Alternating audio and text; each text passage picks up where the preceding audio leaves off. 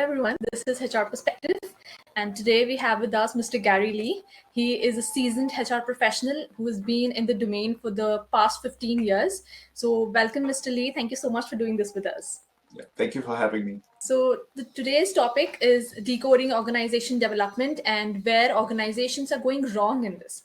Because we know for a fact that despite OD being a topic which has been, there since ages, many organizations are failing at it. Mr. Lee has expertise in it, and we are going to discuss the same today. One of the questions for you, Mr. Lee, is that, while HRM actually revolves around people practices, organization development has a more holistic approach. So where do you think actually these two meet, and in which ways do you think organization development gets affected by HR? Well, I think many organizations sometimes tends to confuse OD and HRM. That's why you find that a lot of OD practitioners actually sit in the HR domain. And I think a couple of years ago, I was sharing with my peers that I think maybe in the foreseeable future, we might see OD sitting outside of the HR domain. And if you ask me where the two of them actually meet, I think it's got a lot to do with the people aspect. People being put together in that sense. And I think at the same time, OD gets affected a lot by HR because of the people element. I think the question is whether people is at the forefront or whether people is part of the equation. So I think in summary, HR would put people in front, whereas OD puts people as part of the equation. What do you think are the actual top 3 ways to, test and demonstrate the large-scale usefulness of HR research and, of course, teaching as well in the OD department? I think it would definitely be very useful. I remembered, I think especially in APAC, we have HR conferences that goes on, and I think this is pre-COVID times. When you go for a TA conference, you probably see hundreds of HR professionals who are expertise in TA. And then if you have L&D and talent management, you probably see almost the same number. And then I went for the one with OD practitioners, and I found that there were only not more than 20 people in the same room. So I believe there is a huge benefit in terms of teaching in OD, because we do need a lot more OD practitioners. And I think human relations research would be very useful. It's paired up together with business. I'll borrow one of the terms from what one of my HR heads says. He's not a HR professional. He is a business professional who happens to be doing HR. Okay. So I would say, so I would say the top 3 ways to test and demonstrate the large scale usefulness is to take it to the business. There are many OD theories out there, and they will continue to stay as a theory as long as we test it in hypothetical situations. Correct. With things like design thinking and agile methodologies, I think we've come a very long way to be able to prototype, to test quickly and fail quickly. So I would say that these are some of the few ways that we can actually test and demonstrate it. All right. So there are quite a couple of ways then, where you can actually test and avoid failing at OD. Correct. So, when we talk about actual organization development or even a change for that matter, many people, tend to think of it as a shift in the business fundamentals itself. And even if changes, get approved somehow, they are hardly ever implemented within the companies. So, take, for example, design thinking or agile development. They have all been, well accepted by management theorists, but even remotely, but they're not even remotely adopted in enterprises or SMEs. This, actually, I think stresses and highlights that boardroom decisions and changes aren't as important as changes, that take place on the ground itself. So how do you think organizations can succeed at this, and just avoid failing, because many do? I think the first mistake that many organizations make is they dive straight into the tools. They put all their folks through the methodologies, they put them through workshops, they then put them into work groups and say, hey, let's get started, let's do it. I've seen some organizations that maybe take it slightly further, and they say, all right, let's do focus groups, let's get feedback from the employees, and then we proceed. It all sounds good, but I guess they're missing the key thing, which is it needs to start off with the right kind of mindset. I've also seen organizations where the leaders themselves have the right mindset, but not the rest of the employees. And especially in Asian organizations where it's a relatively top-down approach. So the leaders say, let's go, and the rest of the employees go, okay, we're going to go again. So the mindset is very important. And I mean, I know mindset sounds very fluffy, but it's got huge implications on, as what you mentioned earlier, design thinking and agile, because it then leads to trust. Because design thinking and agile, one platform that they sit on is collaboration. To foster collaboration, you need to have trust. And if employees don't have sufficient trust with the leaders to be candid about their views, to not have a fear of respite, when things go wrong, and you talk about agile, you talk about design thinking, Lean, Sigma, all these, right? They all require feedback loops. So if employees themselves have this fear of opening up, it's no wonder why many would fail. Within organization, of course, there's another domain called, of course, which is coming up majorly today, is transformation.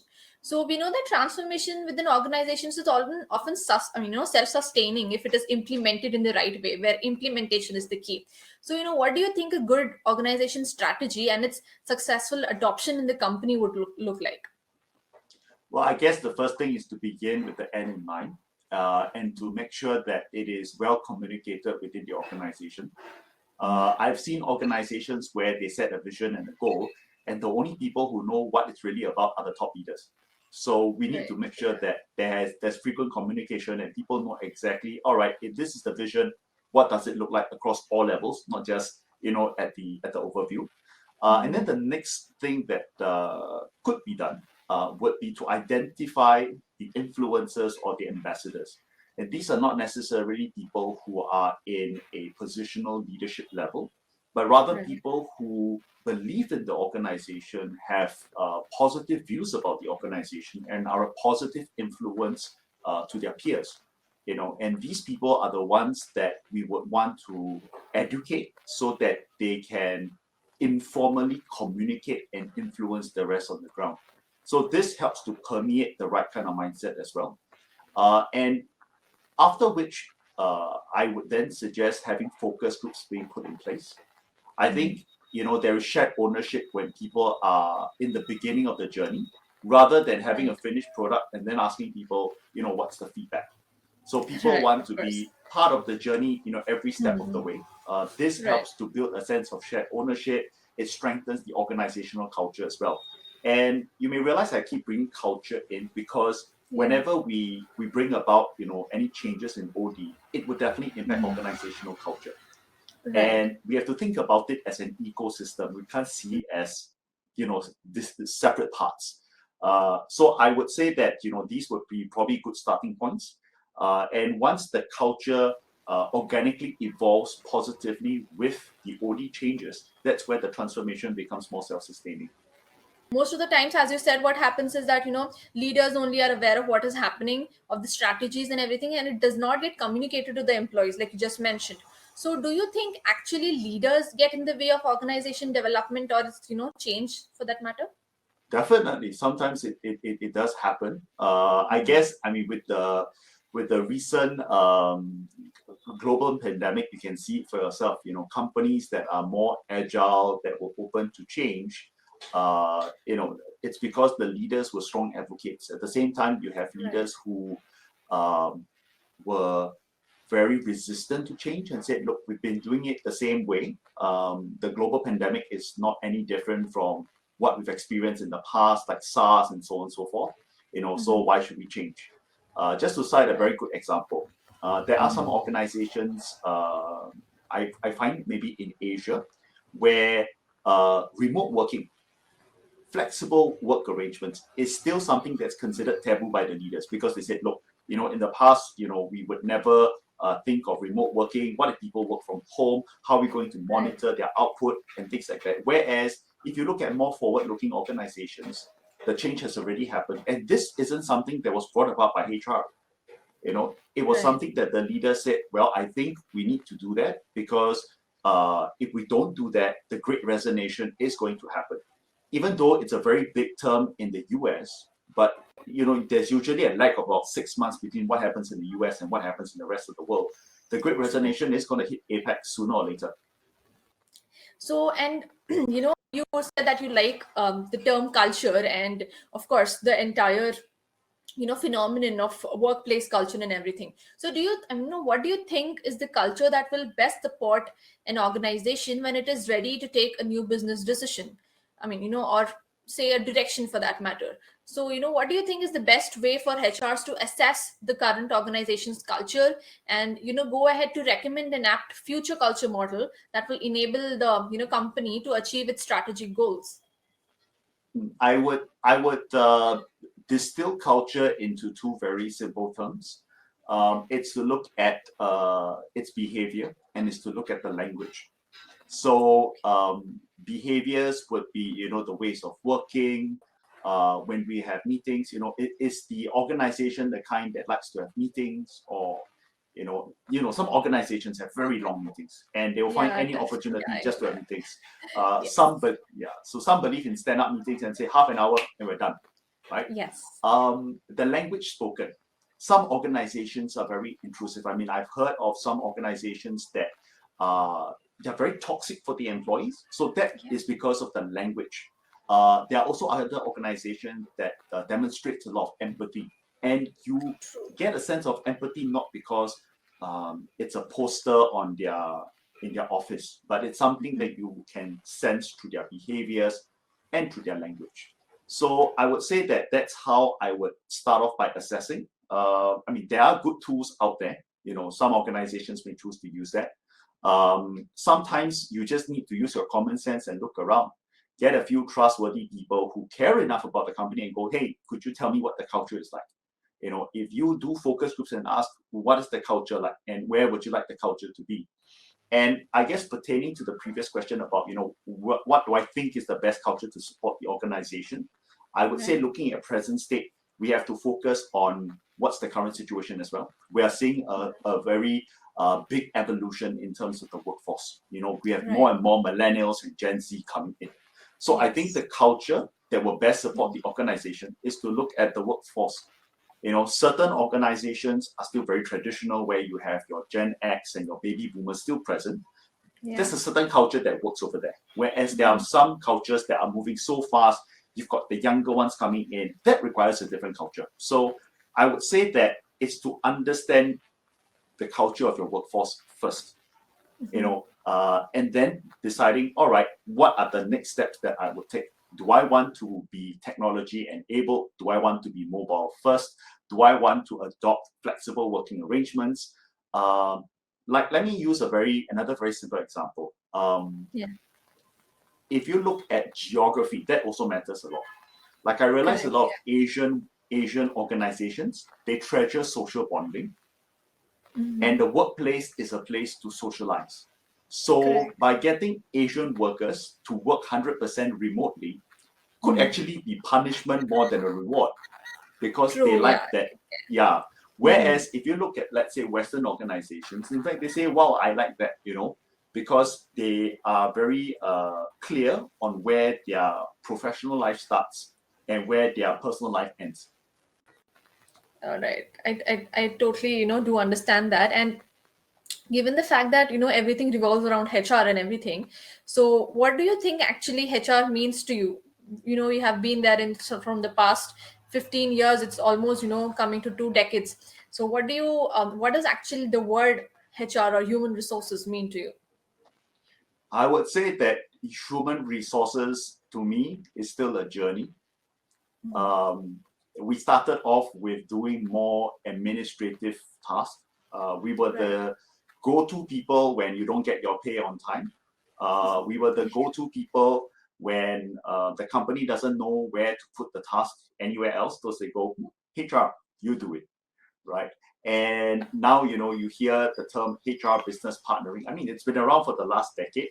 So what a lot of organizations conveniently did was they changed the term HR administrators or HR managers to HR business partners. So you changed the title, but you didn't upskill them whatsoever.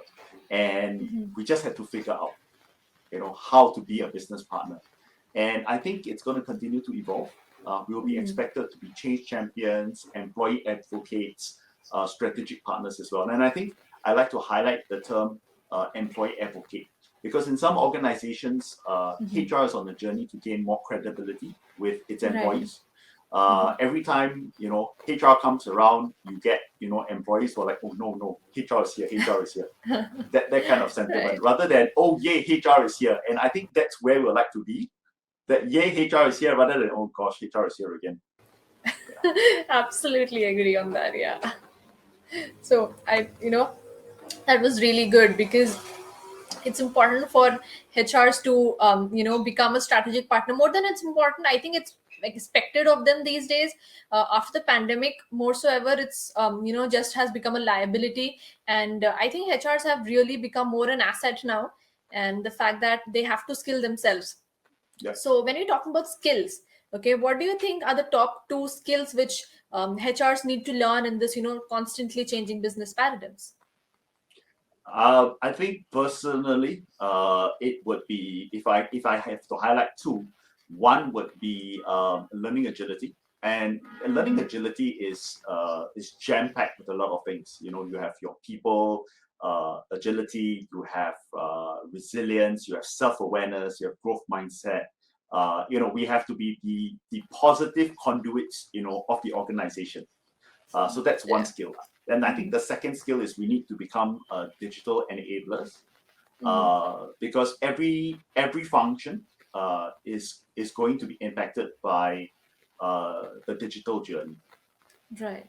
Yeah, and like HR is fast becoming replaced by chatbots and RPA.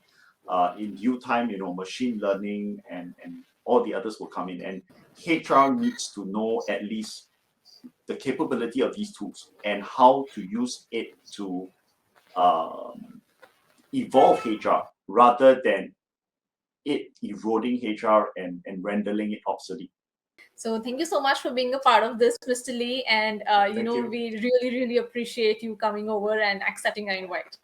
Yeah, thank you.